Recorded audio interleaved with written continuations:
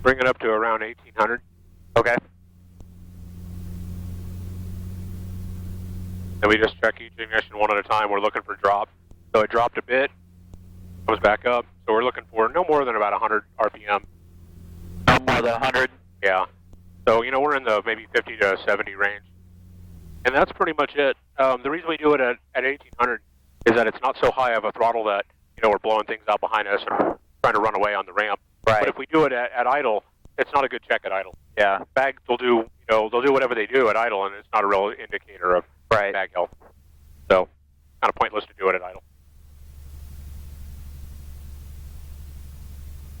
All right, I think that's about good on that.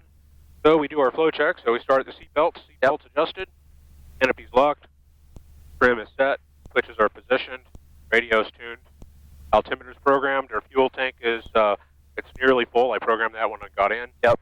CHTs are above 200, oil temps above 100, fuel valve is on, and our flight controls are incorrect. And we just verify it with our checklist. Belts, canopy, trim, switches, radio, altimeter, fuel quantity, engine instruments, cutoff valve, run up, and flight controls. Yep. Checklist is complete. All right, so we have we got the windsock over there, so we're going to have a left crosswind. So we're just going to watch for that. It's not completely cross. It's maybe 45 degrees to the runway. Right. Maybe a little bit more, and it's not much, so it's not going to be too much of a problem. Runway itself is clear. The whole downwind leg and around base to final is clear, and the final approach leg is clear. So we are ready to go. Make our radio call, and then we'll position and go. Brewsterville traffic, Sonic 604 Charlie Mike, departing 18 Brewsterville.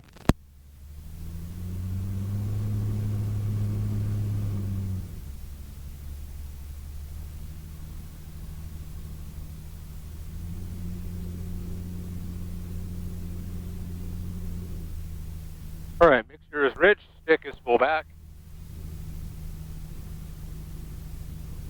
Flaps are set. Track and center line, throttle coming up.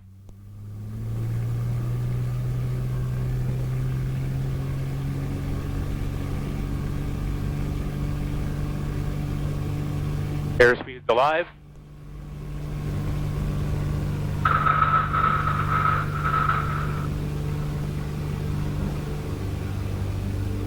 Crosswind coming over the trees just kind of bounced us a little.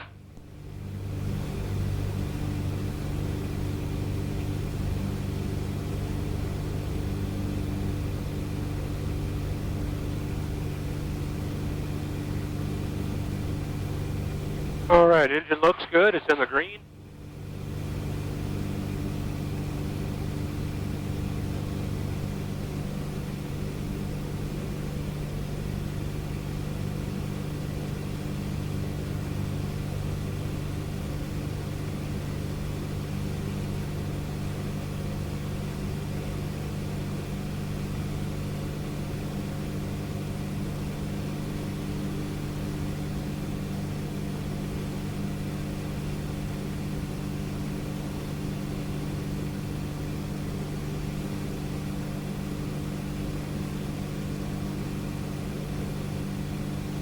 We'll go do a low approach over at Midwest National, and we'll head on over. All right.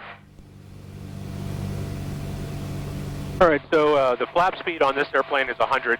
So I always try to get the flaps up, you know, before I'm done with my initial climb. You can leave the flaps down as long as you want for climb.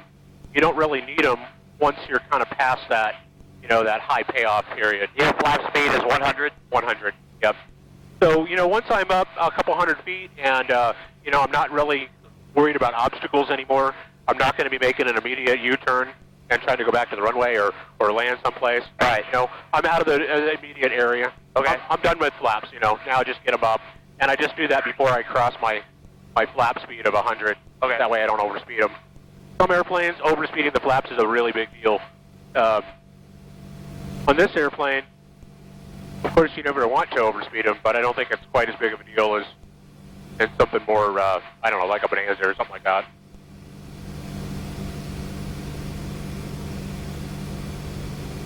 Captain altimeter 2985. Visual approach runway 19er. Departing runway 2. All right, so we are at pattern altitude. Bring our power back to a cruise power setting. And Midwest National's right out in front of us.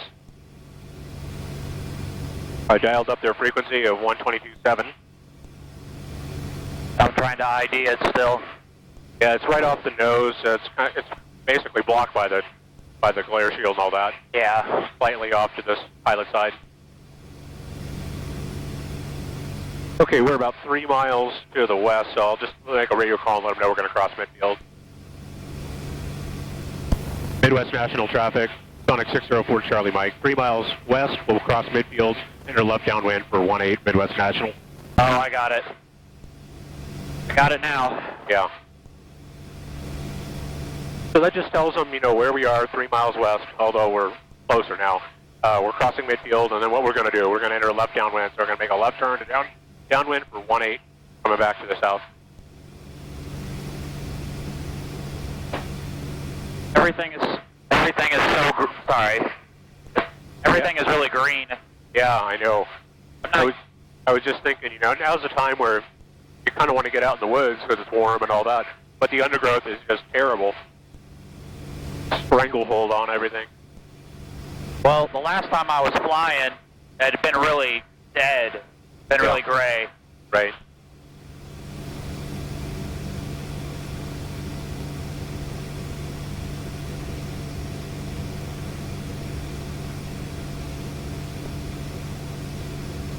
All right.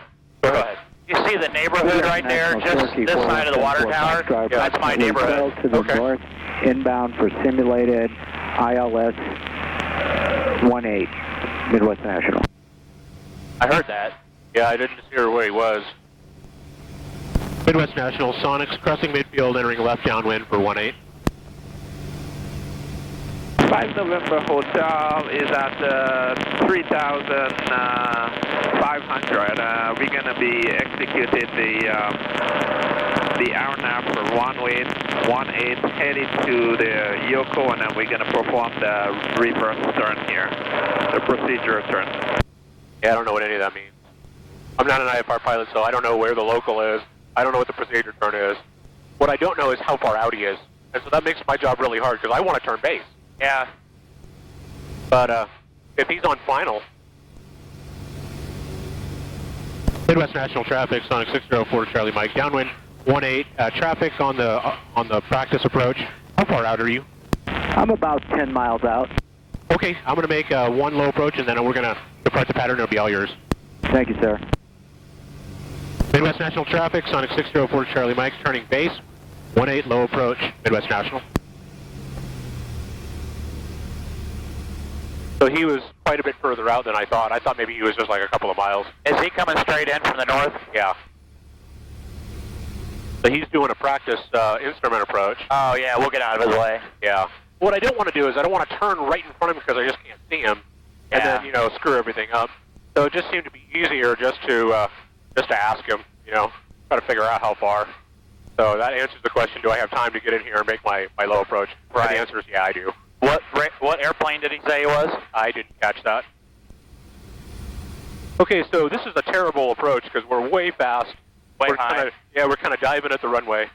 So if this was this was going to be a full stop, you know, we'd have our work cut out for us because we are not configured properly.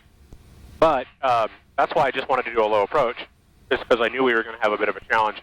And all I really want to do is just be over the runway when I kind of just practice my go-around. So fixed to rich, throttle coming up, transition back into a climb. And maintain runway heading, right? Yep. And I just, you know, I like to do this, you know, early in the flight just to make sure that if the engine wants to tell me something, that it does it in a way that, you know, I'm close to the airport already. If it starts coughing and sputtering because it didn't like what I did, yeah, you know, I'd like to know that before I'm out in the boonies.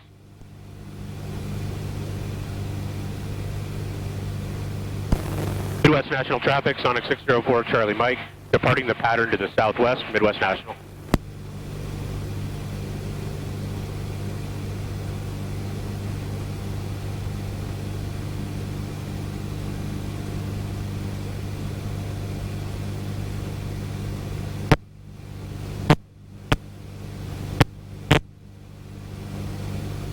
Oftentimes what I'll do at Roosterville is I'll just fly around the pattern. I won't really do like a low approach or a touch and go or anything like that.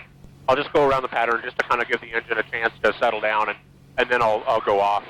I don't like to do touch and goes at Roosterville because, you know, it's relatively short. Yeah. And that's not a lot of extra runway. Even if you only use up 500 feet, that doesn't leave a whole lot left for touch and go. So I just don't like to do that. I'd rather come over here and, you know, if I'm going to do a low approach or a touch and go, just to kind of check things out. I got plenty of runway and all that. Were you talking about the river earlier? Yeah, so we're going to fly over past Smithville Lake. Actually, I'm going to turn this over to you in just a second. Get trimmed out because, you know, you can't just sit here and look pretty. You got to work.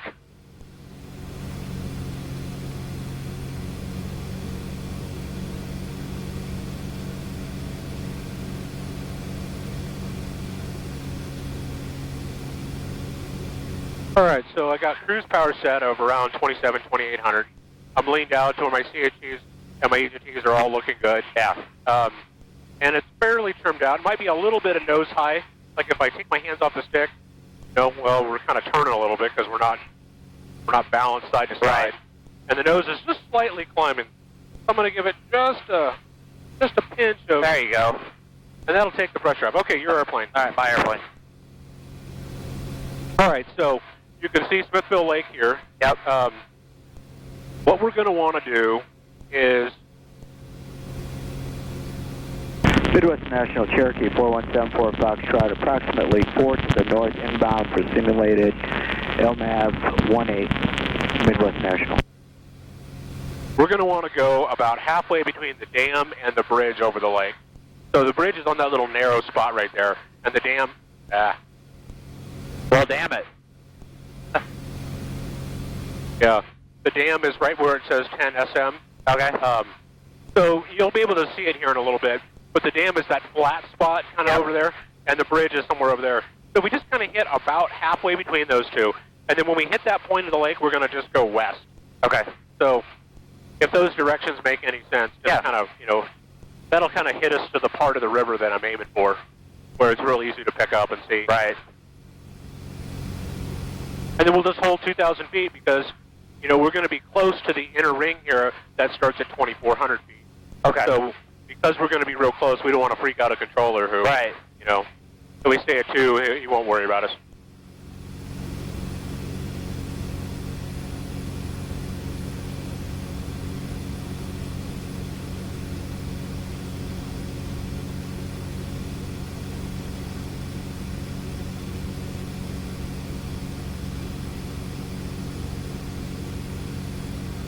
A little hazy. A lot of moisture in the air. Yeah, yesterday I flew, and it was pretty bumpy, and again, real hazy, so this rain, I think, washed a little bit of it out. But, yeah, all this moisture, I mean, the horizon just sort of disappears, you know. There's a little bit of clouds out there that just kind of merges in, and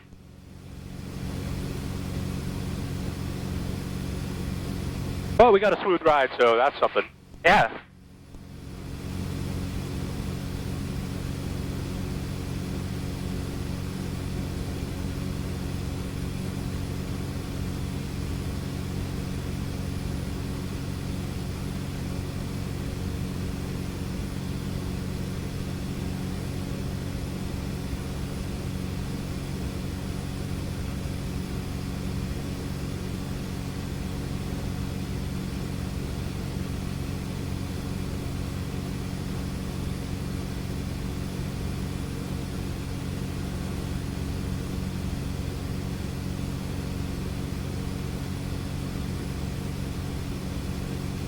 So I went over to Lee Summit just for a landing and taxied over by the hangars to see if there's anybody hanging around. Yeah. Well, not a whole lot. There was a few hangars open, but nothing really exciting going on. But there was a Citation that was doing practice approaches.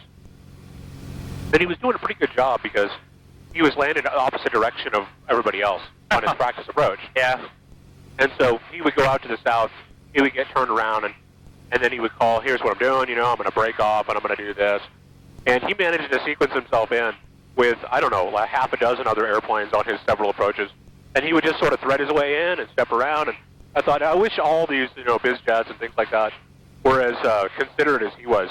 He was taking it easy. He was not in anybody's way. He was doing everything he wanted. He was communicating effectively. I thought that was really good. I was pretty impressed.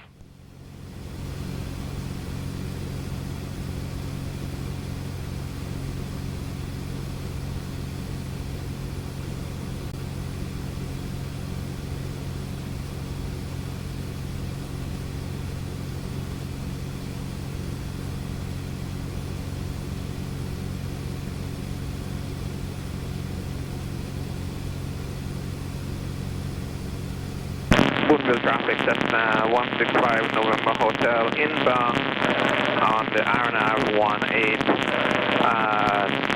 3,100, descending to 2,400.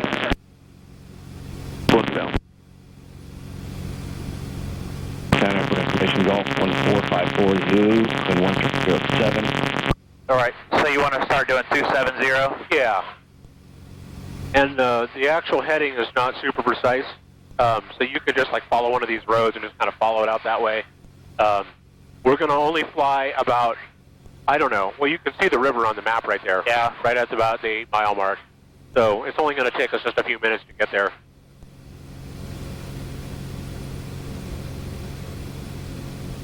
Okay, so we're at 2240. Yeah. So yeah, let's inch on down here to 2000 because we are right on the border right now.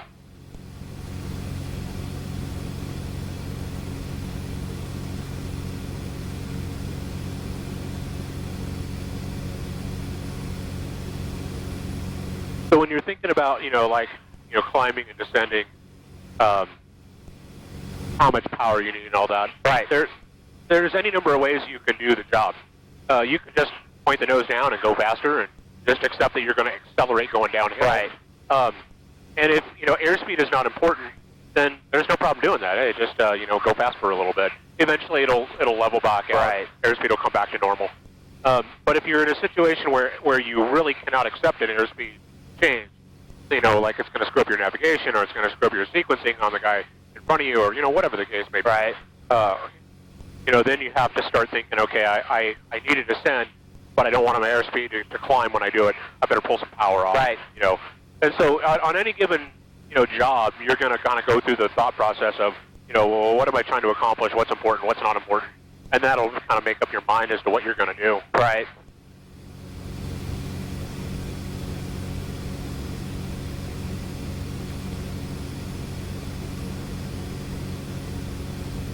But with the lighting, it's like super green now. This kind of overcast, diffused lighting. And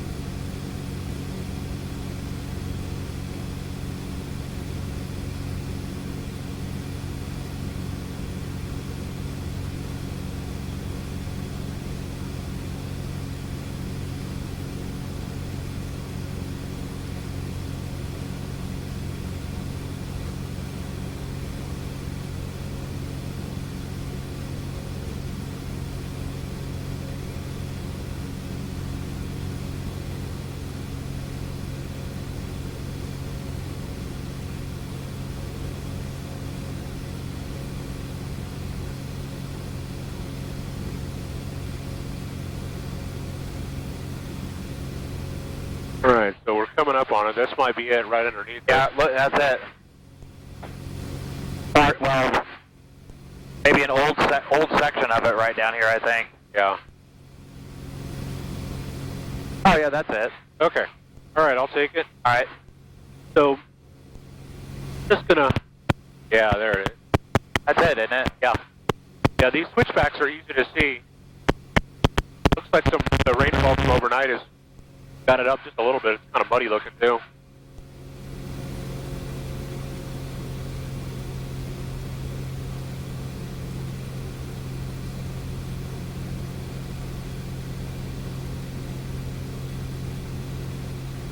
Which river is this? This is the Platte River.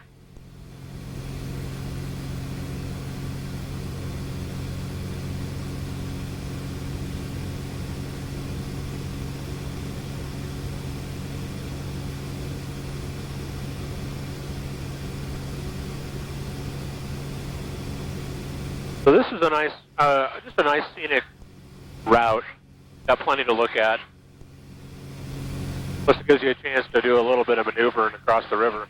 Yeah.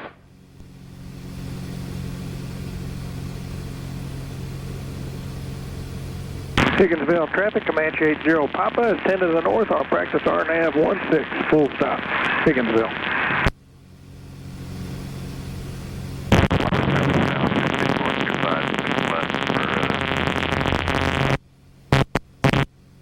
Got a log jam forming down there. I didn't see it. It's just a little one, but you know, the river's come up and it's lifted all the debris, and it'll float it for a while until it starts to jam up against something.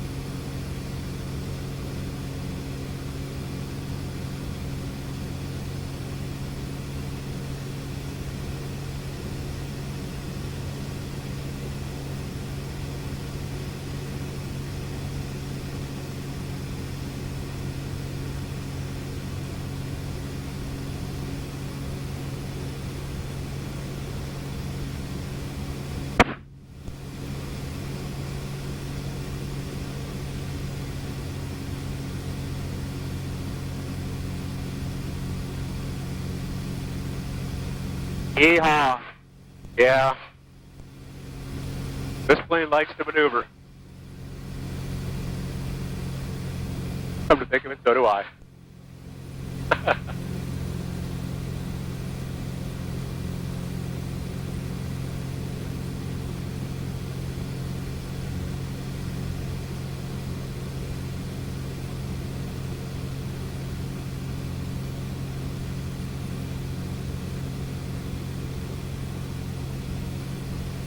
Those trees are going to fall. Oh, yeah. They're like leaning way over. Wow.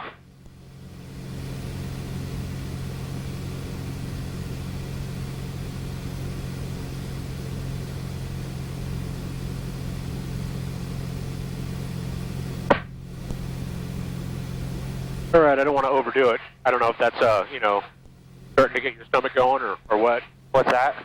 I don't want to overdo it, so you'll have to tell me if it's a little too much. Oh, no. Maneuvering. I'm all right. Okay.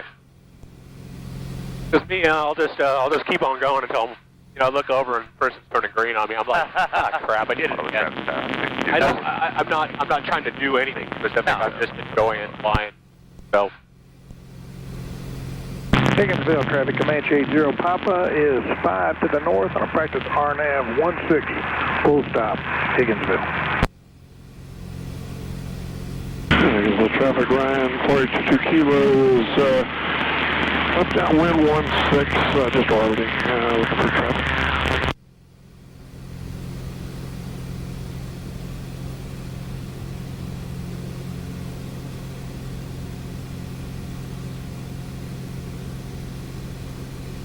Come on.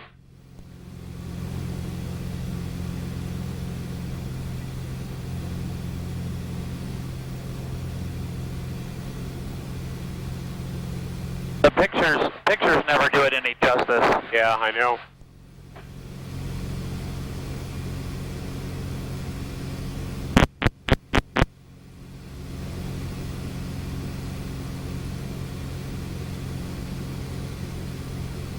Comanche 1 in Higginsville, how do you reach 22 Kilo? Yeah, Glenn, I hear you. I'm 3 miles out on the RNAV 16. Jeff, we're looking for you. Thanks. There's a house here that's over the river. Sorry about that. Oh, wow. You're downwind. Yeah, I'll put it on your side. All right. I've got you inside. No, I'm just orbiting. Copy that, 80 That's wild.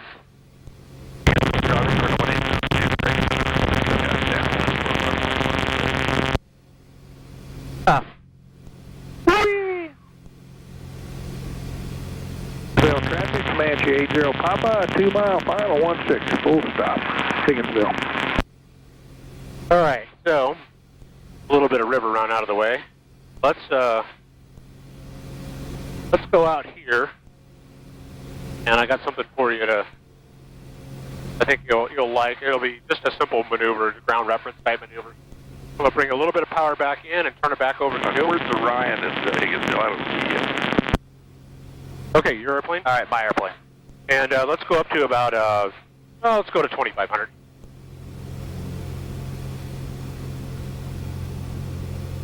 Hey, Clint, did you hear that Cardinal call downwind? Yeah, I heard him. I've got him in sight, too. Where are you? How about 2.5 to the north at 2,000?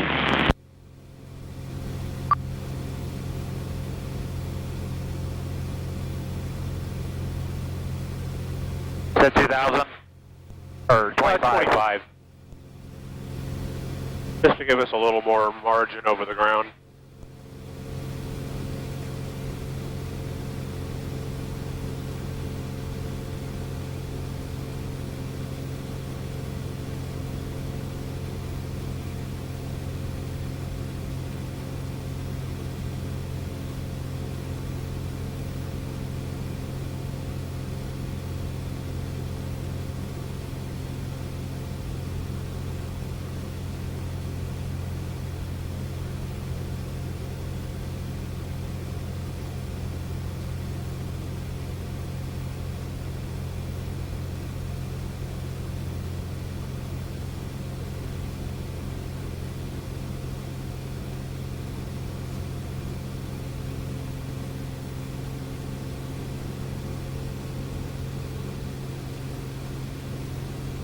Okay, so we're just going to do some S-turns across this road here. Okay. And so we're going to we're a little higher than normal, but that's fine. We're going to cross over the road, so we're basically perpendicular to the road. Right. And then as soon as we cross it, we're just going to go into a nice turn, somewhere around 30 degrees. It's not a real aggressive turn. And we're just going to make a perfect nice circle so that we come back over the road. And we're just going to kind of keep S-turning one side over the other. Now, if we, yep, that's good. So you notice the nose start to drop, a little bit of back pressure, and then you kind of you can watch your nose position, and you can kind of dart your eyes over to the altimeter to see if you're holding altitude.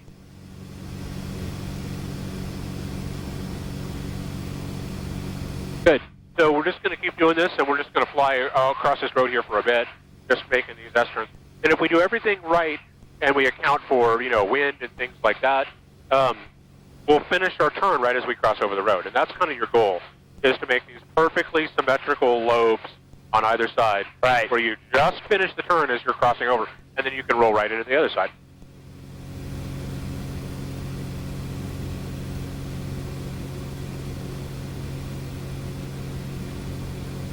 I like to do this, I'll pick out a car, and I'll just turn over the car. Oh, yeah. So the car's like, what is this guy doing? He's following me. I'm like, yeah, I am, but I don't really care about you. Just a convenient reference point.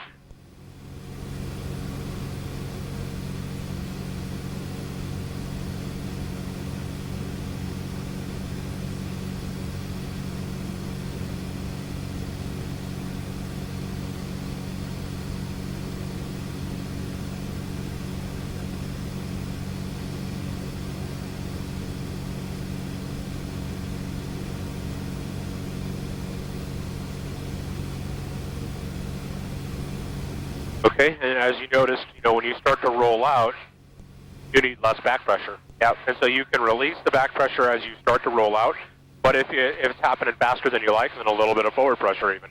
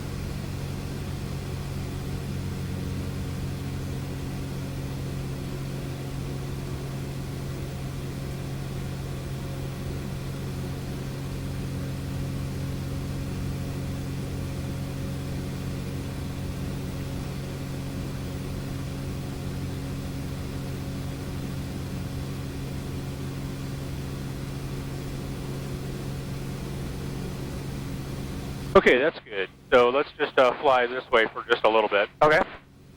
Okay, so we talked a little bit about adverse yaw. Right. Right? Right. And how the nose will wander off of its off the desired heading. So I want to just do another exercise just to kind of illustrate that concept. Okay. So what I want you to do is I want you just to kind of roll into a turn and watch the nose, and you'll watch the nose, slice the opposite direction. Okay, so roll back to level. Now, when you do this nice and slow in this airplane, the design of the ailerons is such that it compensates. But the faster you roll, the more adverse yaw is created. So if you do a little bit more aggressive turn, let me just demonstrate. Yeah, go ahead. Okay. So if I'm watching the nose. Yep. So just kind of, you can pick a reference point out off your nose. Right. Now, if I roll this way, watch the nose slice this way. Okay, do it. Okay, so I'm looking at that little pond way out there. Right. And so I roll it. Oh, yeah, it tries to go. Yep. Oh. Okay, so I'm going to do it the other way now. So I'm back over looking at the little pond, and on that side, the engine torque, I think, cancels it out. But, okay, one more time. So I'm looking at the river. Yeah. Okay. And then it's real hard to see in this airplane because it does a great job. The design of the airplane does that. Perfect. Okay. So now I'm just going to do the same thing, but I'm just going to compensate for the adverse yaw with a touch of rudder. Now, I don't need rudder all the time. I can fly it with very small deflections with no rudder at all. Right. But when I roll into a maneuver, that's when I create that adverse yaw because the aileron is deflecting. And so if I give it a touch of rudder to coordinate, so I'm looking at the river out there, yep, and I'm going to roll and give it a touch of rudder. Oh yeah, I didn't do it at all. Yeah, and so a touch of rudder is all it needs. Now I'll do it to the right, and we just sort of pivot. Right. Okay. So now I'm looking at the river again. I'm going to the left. I didn't even notice. I didn't notice it at all. Yep. Okay, we're getting actually close to St. Joe, so before we barrel into their airspace, go back the other way. Yeah, we'll go the other way. Go back over kind of to the northeast. So I'm gonna.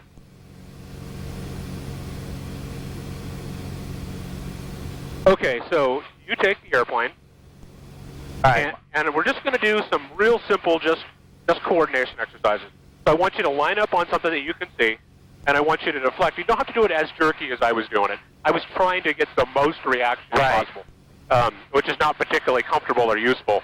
But what I want you to do is I want you to watch that, and I want you to roll into your turn, and just a little bit of rudder. You're going to a little bit of rudder, and then as the stick starts to come back, to neutral, the rudder comes out. You only need rudder when you're deflecting. Right. Okay? So just do that, and then just kind of, the goal is to roll us into a 30-degree bank, pivoting on the nose. Okay? All right. So, go ahead.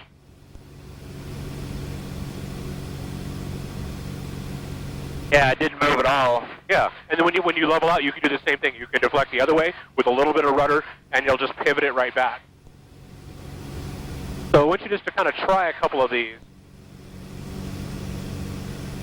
Now do it from, level flight. If the nose is too high or low, you won't be able to notice it. Right. So make sure that, you kind of reset, get yourself level.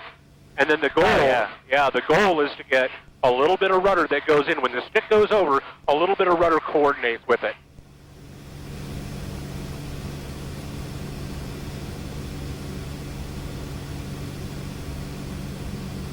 Did you notice anything?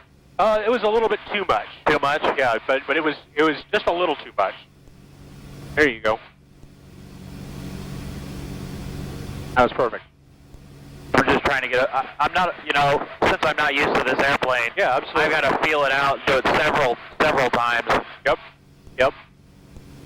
And you'll notice this a whole lot more in other airplanes.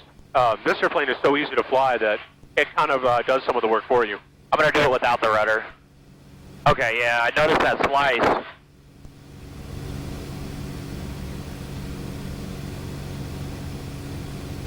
Not so much that way because of the prop. Yeah.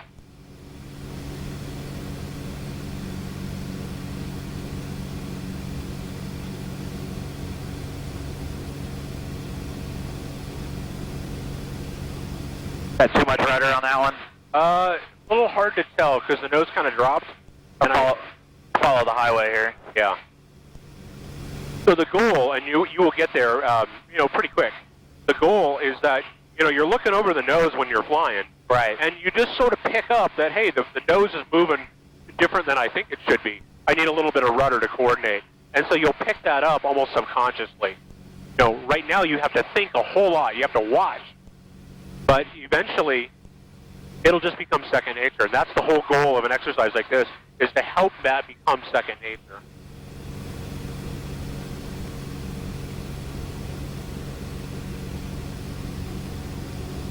That was good.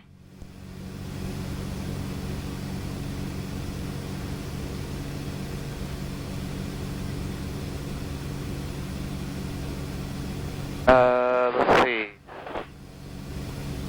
Just trying to get my bearings before I do anything else.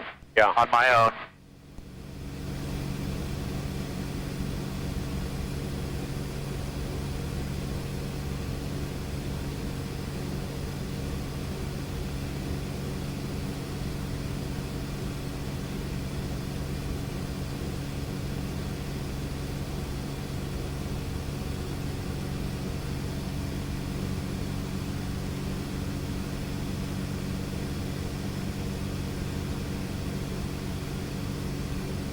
I don't know what highway that is. I think it's 36 highway. I'm pretty sure it's 36. Okay. I forgot. I can't believe we're that far north. Yeah, I mean, we're right up by St. Joe, so Yeah, I don't know, does that go into St. Joe? Yeah, that's St. Joe right there. Yeah. So that's Smithville Lake that we're seeing out there, and if we were to see past it, we would see downtown. Downtown, yeah. Yeah, but it's off too far in the distance.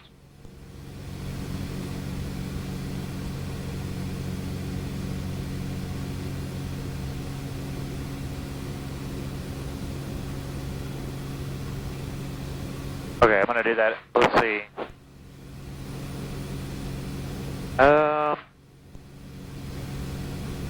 Yep, go back up. Let's see.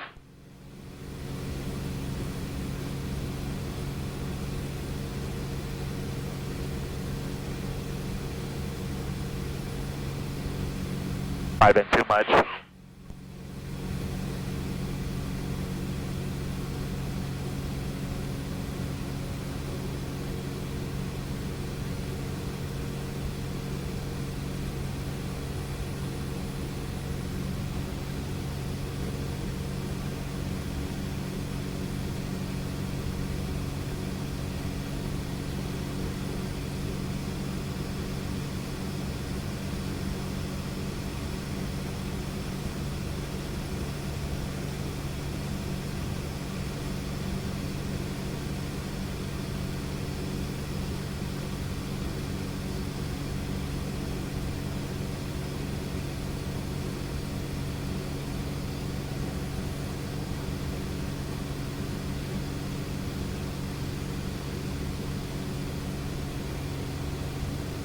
That's too much.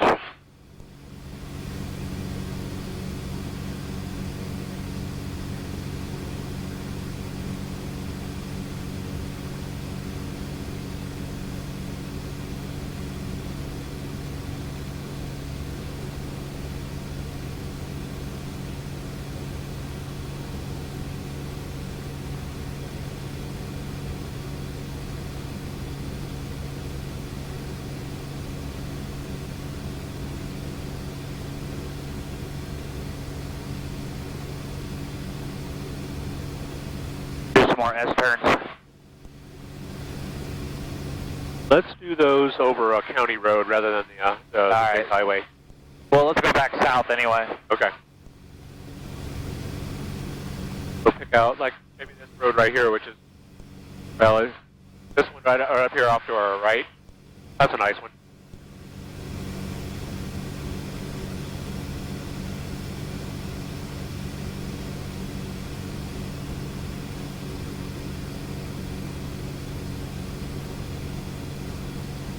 Talking about the one right below us? Well, yeah, there's one right off to our left over here. It starts just kind of out of your vision over here. But that one runs for several miles and nice and straight. Follow it to take us back south. Yeah.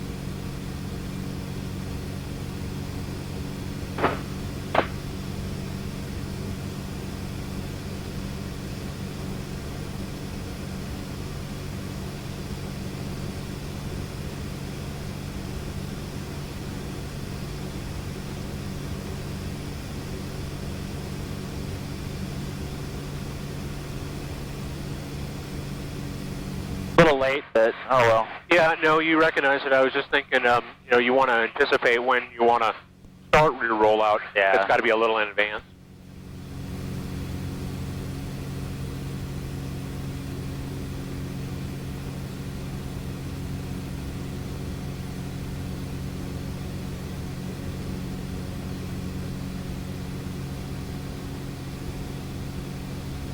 Maybe a little early there.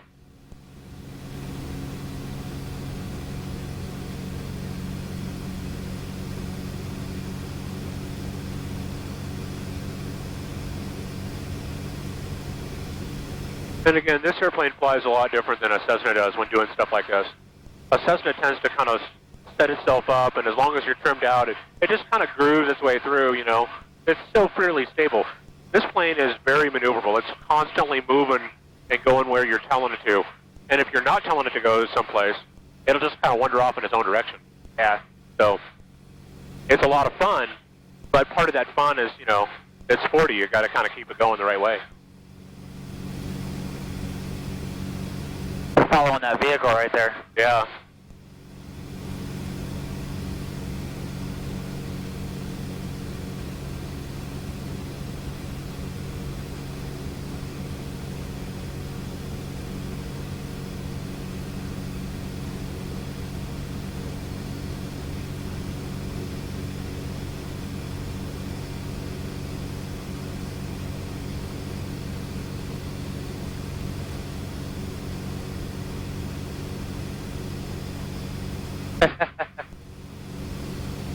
That little Jeep or whatever it is down there. Right, yeah. I always wonder, you know, when I'm doing that, how many people just never looked up and saw anything? They probably never do. You know, they're just zoned out on what they're doing.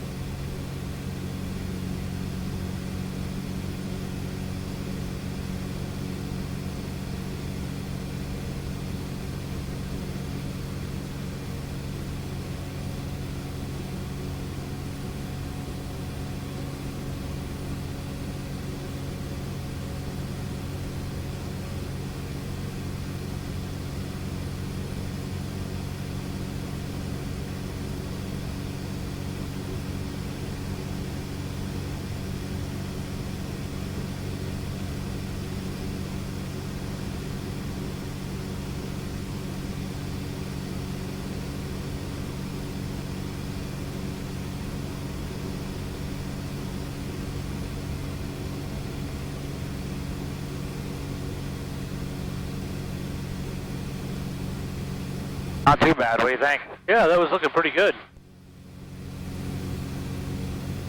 Everything is smoothing out. You know, you're rolling in, rolling out is becoming much more precise, and yeah, it's looking good.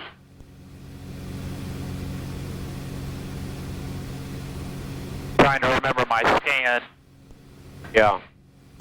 So probably the thing I've noticed the most at this point is that the nose is going up and down still a bit more than it should, and it's different left and right turns. And so your view over the nose is going to change, you know, when you're turning one way or the other. So just spend just a little bit more of your attention keeping the nose where you want it. Okay.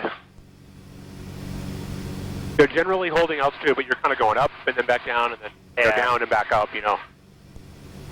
Like that.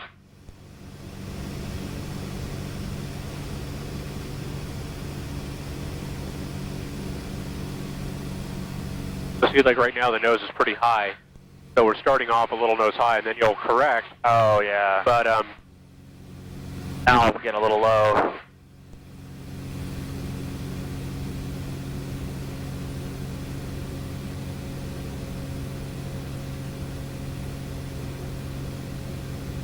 all right, so we're fine at this altitude. But as we get closer, we got to start watching the Bravo airspace. Right. So that first ring starts at 4,000 feet, and the next one starts at 3,000. So we'll just kind of keep an eye on where we are in relation to the airspace. All right, let's do some 360 turns. And we'll just, we're just looking for a 30-degree bank, nothing really crazy. Okay. So we'll do one to the right, one to the left. And then this will be a chance to kind of help, refresh what that nose position is when you're going left or right. Okay. All right, so...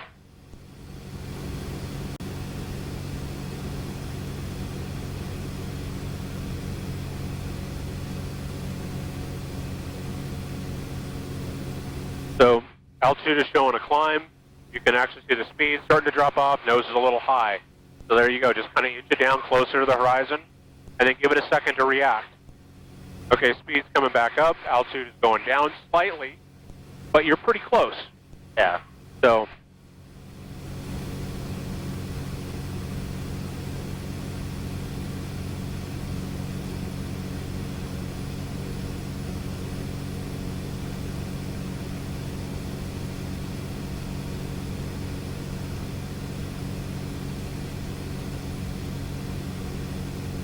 Do you have an angle indicator that tells you the right, or... yeah, so right up here, that little triangle, that yellow triangle, Yeah. that's kind of the center line. And then those little tick marks, those are in 10 degrees. Right. So that white triangle is level, and then it goes 10, 20, 30. So you're lined up right with the 30-degree mark. Perfect. So the other thing you can use is that these angles of the dash are 30 degrees. Oh. And so they're generally going to be parallel to the horizon. Yeah, if they're at 30 I forgot degrees. about that. Yep. So you can use that as a quick cheat. And then for 45 degrees, you can pick up, the screws on your mounting. Any of your corner screws are going to give you a 45-degree line. Well, I guess not this one, but this one will.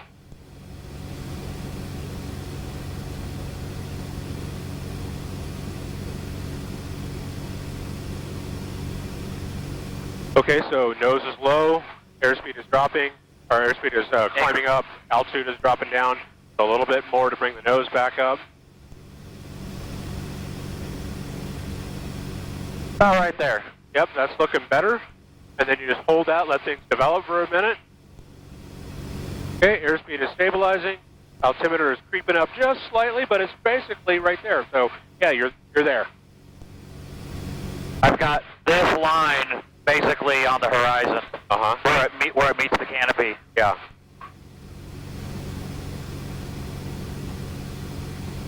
And then once you get it close, you can just sort of hold that, and then you can kind of dart your eyes back and kind of cross-check. And then you can make very fine adjustments, once you're kind of in the ballpark.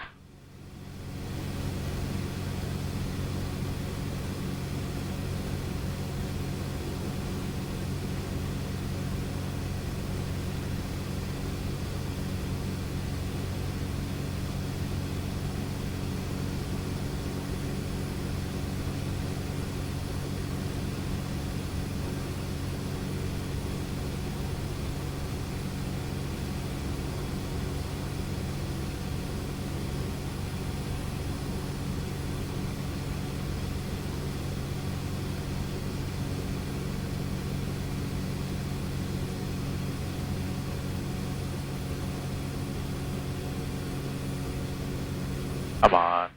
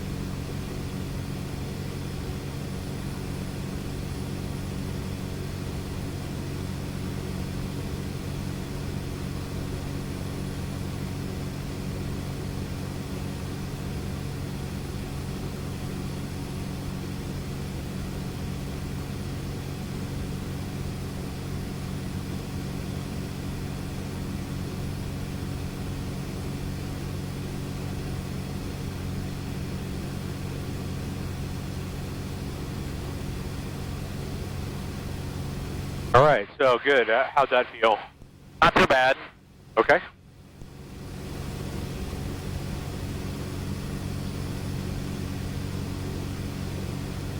Now, when you start rolling in there, if you anticipate that the nose is going to want to drop, you can start feeding it a little bit of back pressure a little earlier, and that'll keep it from dropping down where you have to then correct it. And it'll just reduce your workload a little bit.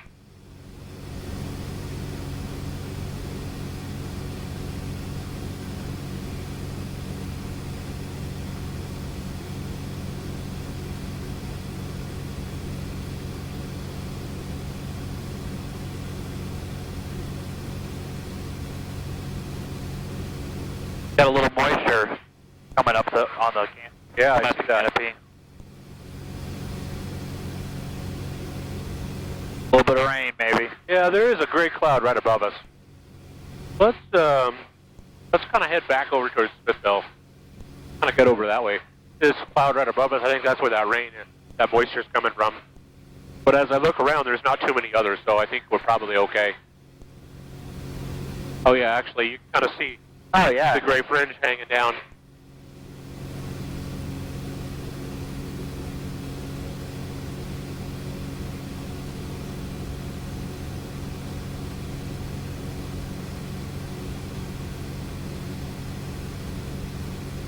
All right, so as we fly back towards Smithville, let's do some more coordination exercise. This time we're gonna combine everything back into that Dutch roll, where we just want to roll from about 30 degrees to 30 degrees. We're going to try to keep the nose on the horizon, and it's not a real herky-jerky type of thing. It's roll in, and when you're at 30 degrees, roll out. Okay. And you're just kind of doing that, and you're just using as much rudder as needed to make the nose kind of behave. Okay. If you do no rudder, the nose will eventually start to slop all over, and you'll be like, okay, stop. I got to reset this because Yeah. it's just going crazy. So try it once with no rudder at all, so you can see what it looks like with no rudder. And it'll just take a couple of back and forths to kind of see the nose start to swing wildly. Okay.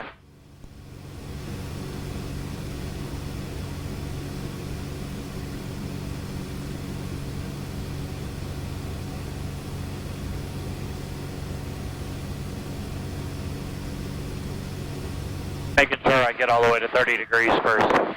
Yeah.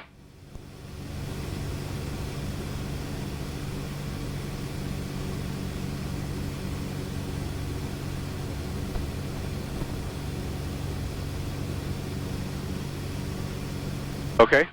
So you can see the nose kind of like slicing and wobbling. And now just a touch of rudder. When you're deflecting, a touch of rudder, and then it comes back out. And you'll notice the nose will just settle right down. And the goal is that it becomes kind of a second nature thing. When you notice the nose doing something you don't want, you know just to bring in a little bit of rudder. You're not having to consciously think about it. That's what we're working up towards.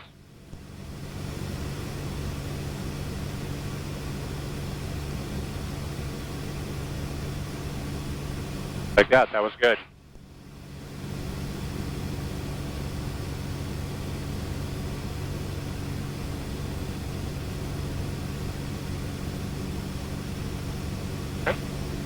And then make sure that, as soon as the stick starts to come back to normal, the rudder's coming out. Right, okay. You don't need to hold the rudder in. Only Right. when the stick is moving do you need any rudder at all.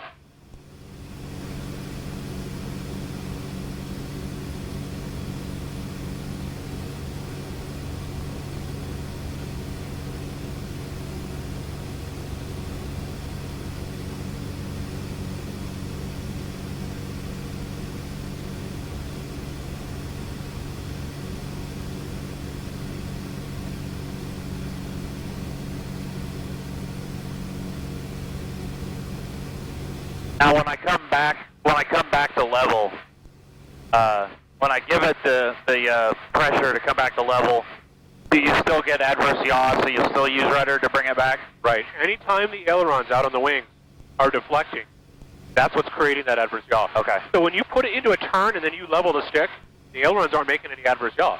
They're just flying through the turn. Okay. It's only when you're deflecting them that you're creating that adverse Right. yaw. And that's when you need to time the rudder with your stick movement.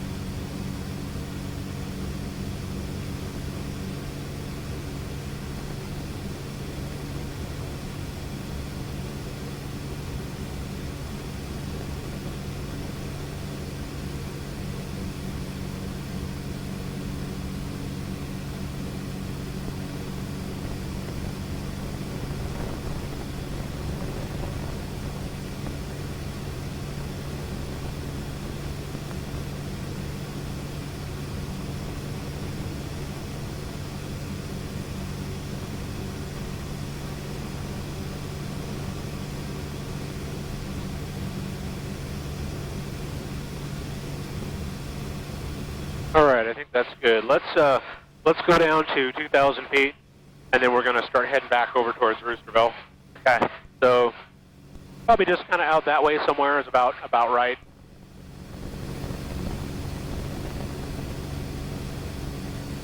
So one of the things that happens often when you're training at a Cessna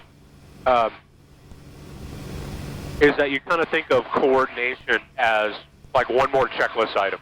Right. Like I got to do all this stuff, and just like I got to look for traffic and check to make sure the fuel flow is on, Right. I got to coordinate the ball, and so I give it a little bit when I think about it, and that's kind of the wrong approach. Coordination is something that is just going on all the time. Right. We have this slip ball that tells us kind of an instantaneous readout of what we're doing at the moment. Right. But when you kind of get it, locked into your mind as to what's happening, I'm deflecting the ailerons. That's creating adverse yaw that I can see out over the nose. Yeah. I need a little rudder to cancel that out. Then it becomes something that you just do. It's not something that you need to keep in mind and kind of circle back to. You just do it. And that's what the benefit of doing exercises like this is, to help that become second nature. And once you get that, then you'll never have a problem with, well, how much rudder do I need? You're kind of natural. Yep. And in times where you're like, I kind of think like maybe I need a little bit of rudder right now, like I'm at a high power climb, and it kind of looks like maybe we're not really coordinating. Then you can dart over to the slip ball and be, oh yeah, I was right. Yeah, I do need a little bit more. I'm holding some, but not enough. And so you can use that to cross check, not as your primary way of figuring out what to do with the rudder.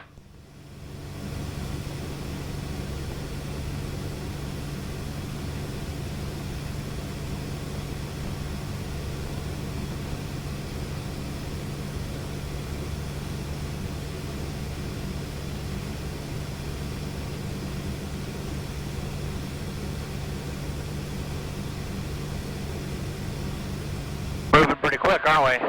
Yeah. Point the nose downhill and it picks up speed. Which is not entirely a bad thing. What is what's it called? The max? Yeah, it's the never exceed speed. What is it? Never exceed. Yeah. Yeah, that's 200 on this airplane. That's one of the things I really like. We go into the yellow, which is you can go into the yellow when it's smooth, but when it's bumpy, you got to stay in the green. Yeah. That's at 140. Well, that's a lot of room, 140 to 200. Yeah. So you're not going to accidentally bump never exceed, just do a normal stop.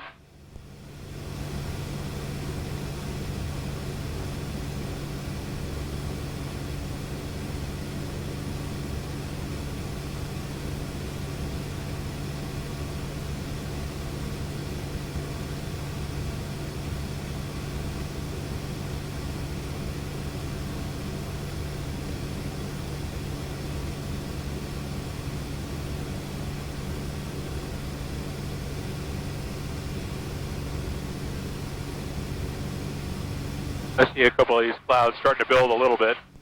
Might see a little something later today.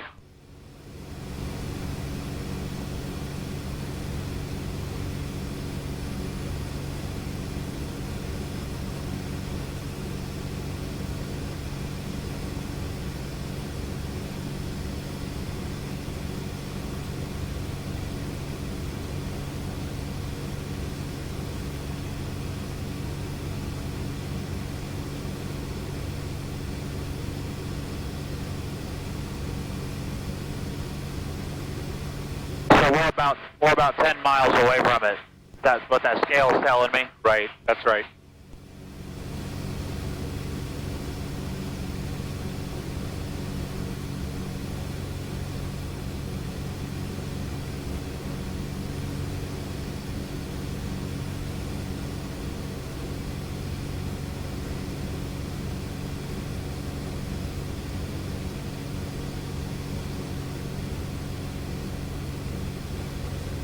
All right, so let's follow these roads directly to the south, and then we ought to see routes develop here a little bit far out to see.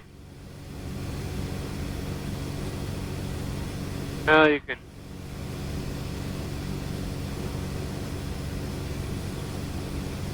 Yeah, it's a little hazy. Hard to see where it is.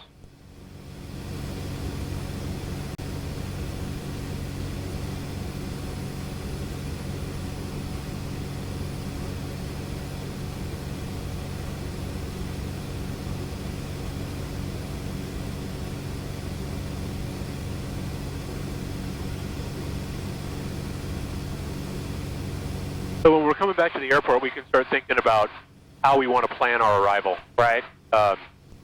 So we're anticipating that the winds are still generally out of the south, so we're going to land on 18. Yep. So if we come straight into the runway, we could do like a straight-in approach, which works, although it's generally not the best way to do it because we have no idea. There could be somebody sitting on the runway and we wouldn't even know it. So we want to give ourselves a chance to observe the runway, look at the windsock, make sure it's clear, right, all that. Get in the pattern. Yep. So from here, if we go onto the right-hand side, we're going to be like on an upwind leg. So we can fly on an upwind leg with the runway over on that side. That's correct. And then we can look at it and we can say, okay, yeah, there's the windsock, everything's good.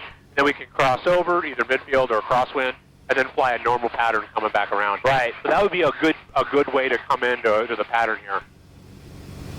About 5 miles out. Okay. Yep, I can just see the hangars now. I keep trying to spot it. It's about 11:30. Oh, yep, got it. It helps when they're different colors. Right, right.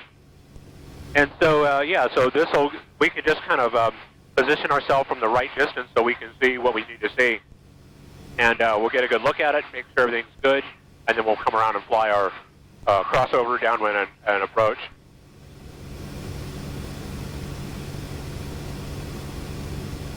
All right, I'm going to go back to our frequency here so we can start listening in. Where you're looking for 2,000, aren't you? Yeah, pattern altitude 2,000.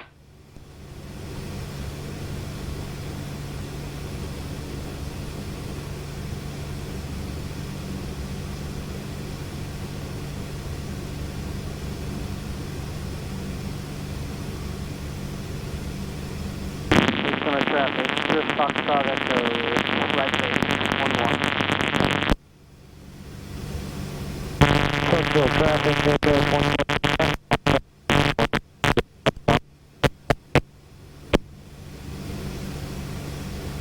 There's like 10 airports on this frequency. It makes it really just confusing. And there's like 1 on Midwest National's frequency. Yeah. Oh, 2, Excelsior Springs also. So.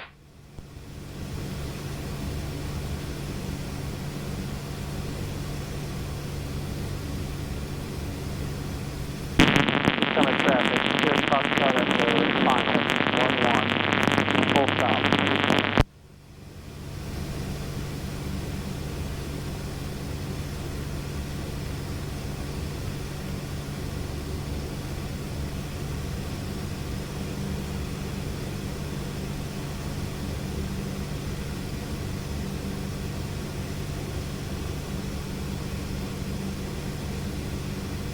Alright, as I look around the pattern, nothing, I don't see anybody flying. I haven't heard anybody.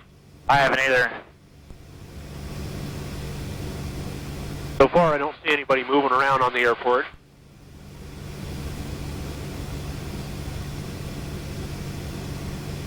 And the windsock is still showing like it did. It's coming out of the east, slightly to the south. Yeah. That confirms we're using 118.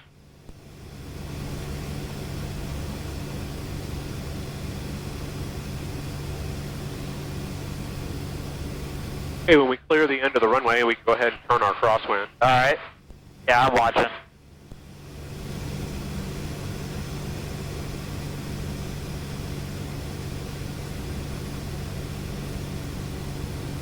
I'm going to start slowing us down a little bit, so you'll feel the pitch. Yep. I'm practicing everything we've just talked about. Yep.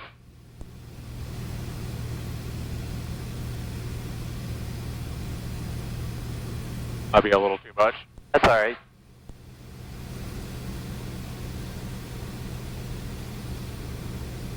Looks like Todd's down there. Todd's Red's pickup sitting down there. Uh-huh.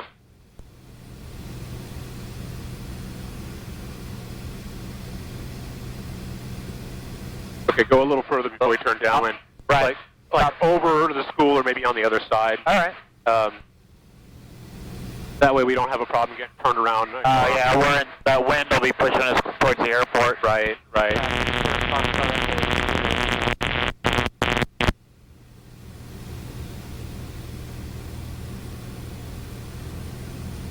Okay, I'll make a radio call here real quick. Go for it. Roosterville traffic, Sonic 604 to Charlie Mike, downwind 18 Roosterville. Okay, and then from here I will take it. You got it. Thank you. Yeah, good flying.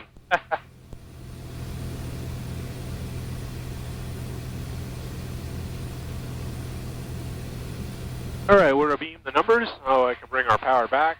What does that mean? I know what the location means, but what that word? Abeam just means like you know, like similar to adjacent. Yeah, kind of. 2425 right now on my 7 go for traffic. Yeah, beam alongside of, maybe that's the best way. The numbers meaning the end of the runway. Right. Lisa traffic 819 departing 11. Please on it. Okay, so starting to get slowed down. I want to be around 70 coming down final. So I can start feeding in some trim, getting my flaps set. I'm watching my glide. Got to watch this turn here because it's going to try to blow me off course. And so I gotta get my turn in early enough so that I don't overshoot the runway. Right. And have to come way back. Yeah, you will. And so I did just a tear, but you know, better to just let it come around on its own than to try to force it around. That's where you get yourself into trouble. All right, so I'm a bit high, so I'm going to throw in just a little bit of a slip here. That's going to make some drag. That's going to get us back on our glide slope.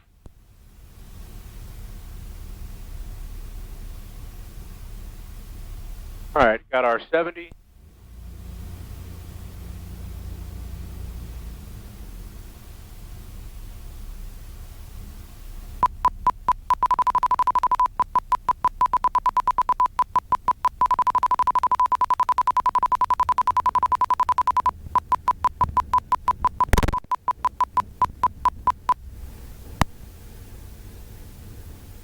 Very cool.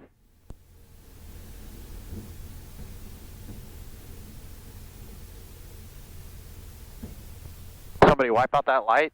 I don't know. It's broke.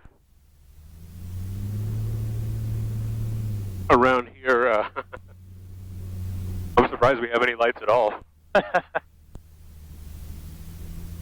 Doesn't take much to get off into them. Yeah.